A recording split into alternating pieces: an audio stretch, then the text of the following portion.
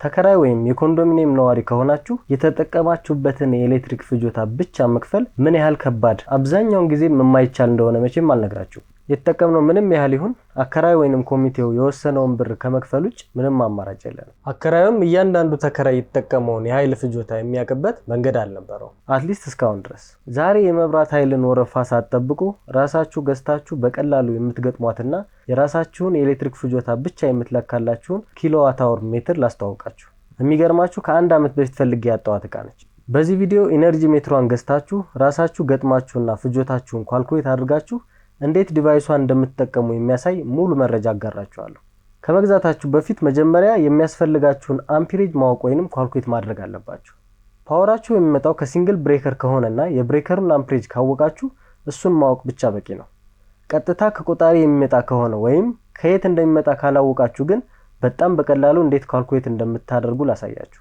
መጀመሪያ በተመሳሳይ ሰዓት ልትጠቀሟቸው የምትችሏቸውን ዲቫይሶች የኃይል መጠን ትደምራላችሁ። ከዛም ለግሪድ ቮልቴጁ 220 ቮልት ማካፈል ብቻ ነው።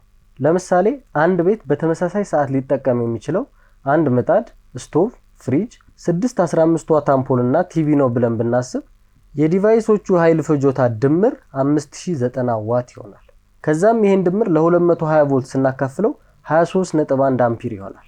ከዛም ለሴፍቲ ወይንም ጥንቃቄ ብለን የኳልኩሌሽናችንን 25% እንደምራለን። እሱንም ለማድረግ በ1.25 ስናባዛ አምፒሬጃችንን 28.9 አምፒር እናገኛለን ማለት ነው።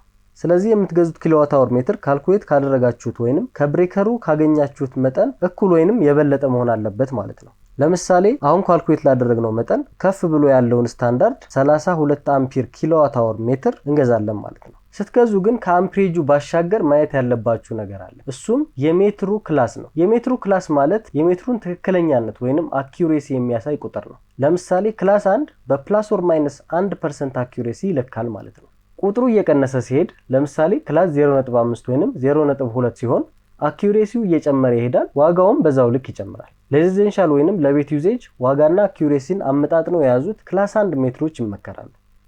በቀጣይ ፓርት እንዴት ራሳችሁ ኪሎዋት አወር ሜትሩን ኢንስታል እንደምታደርጉና እንዴት ፍጆታችሁን አንብባችሁ የምትከፍሉትን ገንዘብ ኳልኩሌት እንደምታደርጉ የሚያሳይ ቪዲዮ ሰራላችኋለሁ። ፎሎ ማድረግ እንዳትረሱ።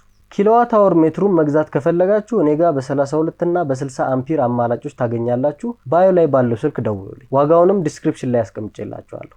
እናንተ መለካካት ካልፈለጋችሁ ደግሞ ኢንስታሌሽን ስራ እንሰራለን፣ ደውሉልኝ።